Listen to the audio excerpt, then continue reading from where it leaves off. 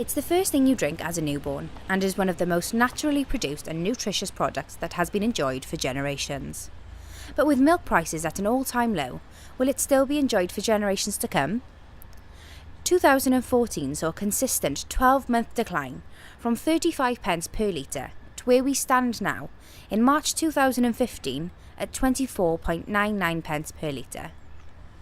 The high-profile price wars of the UK's leading supermarket chains have taken milk to attract their customers because they know how important milk is. But did they take into consideration the impact it would have on our farmers? I went to Carmarthen to meet Farmers Union of Wales Vice President Brian Walters, who's been farming since he was a boy on a traditional dairy farm.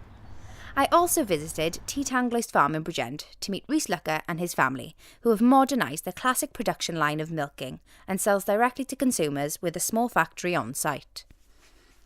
I wanted to stop all my speculation and find out firsthand how these farmers are being affected and how they use their positions in the industry to make a positive change. My role as Vice President is, first of all, we're involved as a central committee in running the union, financial side of it, but also a role in lobbying on behalf of our members when it comes to issues relating to our members, which is mostly involving agriculture. But also we are involved sometimes in meeting with supermarkets, with various companies, or the meat industry. We like to meet up with people and highlight issues that are of concern to our members. Some of us tend to specialise in different aspects of agriculture, and I'm involved with dairying because I am a dairy farmer. Well, over the last probably 25-30 years, we've seen a switch in the dairy industry from consumers buying their milk on the doorstep to buying it in the supermarket. I'm Rhys Lucker, partner at T Tangloist Farm, along with my father and grandparents. So by doing what we've done here, we feel we've tried to insulate ourselves as much as possible from the global dairy market, because the trend in recent years is more and more extreme volatility. Now, for any business, extreme volatility in your markets is never good. There may be short periods where you're enjoying good prices when there's a peak, but what we tend to find in dairy is that the troughs are getting deeper and deeper and lasting longer. And it's very hard for a business to build the resilience to cope with that. So by processing all our own milk, that's taking the middleman out of the supply chain. Right, we're now outside the processing plant. This is the big silo that the milk has been kept in overnight. All last night's milk, yesterday's milk is in the tank there, and now we're going to start processing that this morning.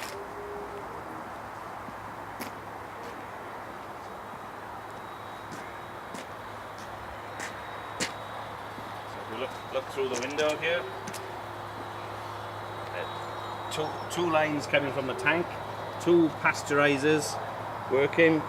The nearest one here is for the skim milk, so the milk is pasteurized and then it goes through the skimmer.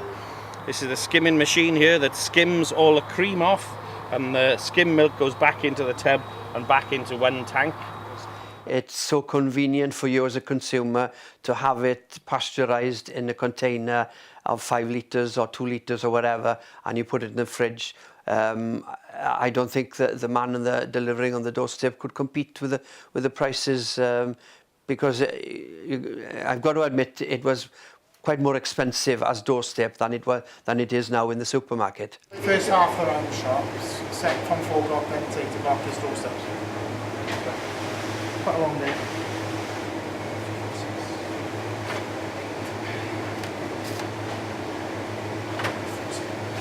Because we're dealing with lots of small local family businesses, a lot of direct sales to the general public, they don't want their price, they want nice, stable, steady prices, you know.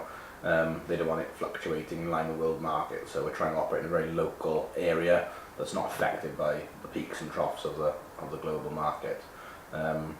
Obviously when there is an oversupply of milk, like we have at the moment, it's difficult and challenging because lots of our competitors are able to source milk, and they take advantage of farmers really in the current climate and source their milk very, very cheap.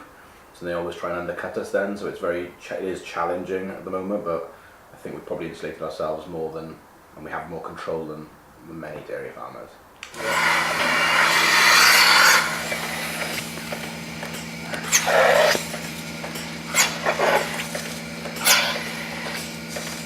And as soon as the clusters are on and pulsating back and forth, you can see the milk starting to flows down into the pipe and goes into the jars up above them.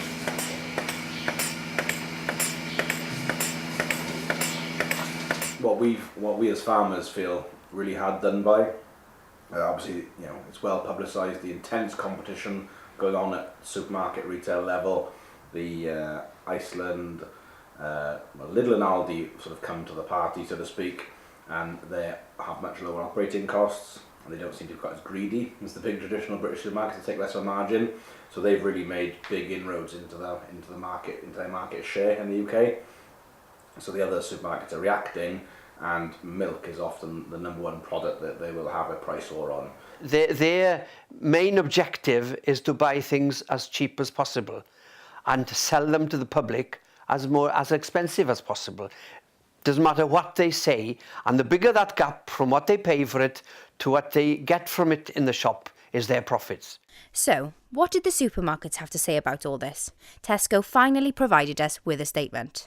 Agriculture Director Tom Hind says, over the past 7 years we have worked in partnership with our dairy farmers to deliver a fair price for milk. By agreeing a clear price based on cost of production for a period of 6 months, we are able to offer our farmers real stability and confidence in a changeable market. So we milk 3 times a day, 8 o'clock in the morning, 4:30 in the afternoon, and 12 o'clock at night.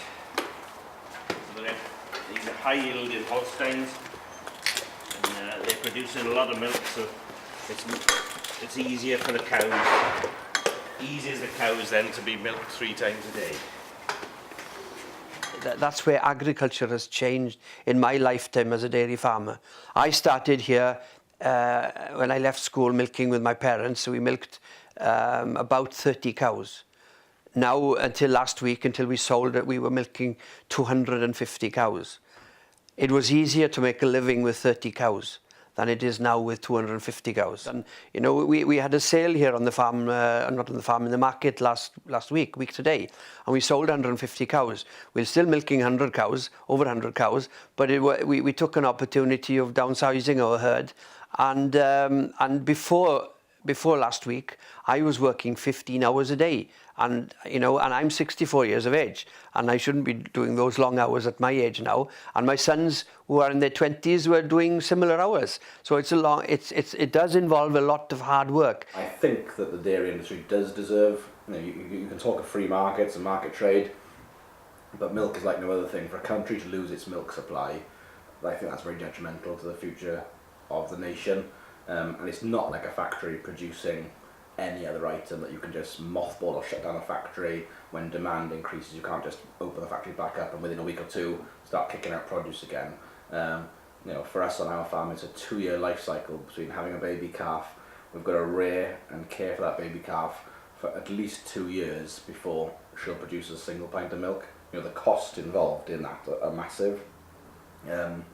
It's a long-term business model. You can't just flick a switch and say, right, the government can't just turn around and say we need more milk. You can't. The industry can't react very well to that if there was a significant shortfall. It just couldn't happen. We bought little calf coats for the calves just to keep them warm. So we keep them on for about 3 or 4 weeks. So they grow fairly rapidly. So these older ones here now, we took his coat off the last few days and then moved that and put it on some younger ones again. So they'll naturally grow more hair than once their coats are off. Who knew it took that much time, money and effort before farmers even see a return on their investments? I would never have thought about that when picking up a pint of milk for 49 pence. So I think we all need a little bit of educating, and the question is, where do farmers go from here? How do we educate the public? Well, I think it's there. That's the word. We need to educate, and it's a role we as an industry, we as farmers have to take on, because I don't think we can depend on government on any colour to take that role on. But I'm not blaming the consumer. They are prepared to pay for the milk, I'm blaming the supermarkets, the people in between us and the consumer. Those are the ones who are ripping us off. They're also ripping the consumer off. Most people go to the supermarket and then they quiz on the way out. They have a basket full of shopping. How much does the milk cost? Very few people know how much the milk costs. When you tell them, people are often shocked. You know, we have things like you know, the branded waters now, and fizzy drinks and stuff. They are significantly more expensive than milk. Everybody would appreciate milk a little bit more if we didn't have any for a week. But obviously, logistically, that can't be made to happen. You know. Yeah, it's very difficult to know how best to handle the situation. You know. So, what can we as consumers do to help out our hard-working farmers? Well, unfortunately, there isn't much we can do, but by making a small change, like buying from independent farmers like Reese, that's your bit done. Every little helps.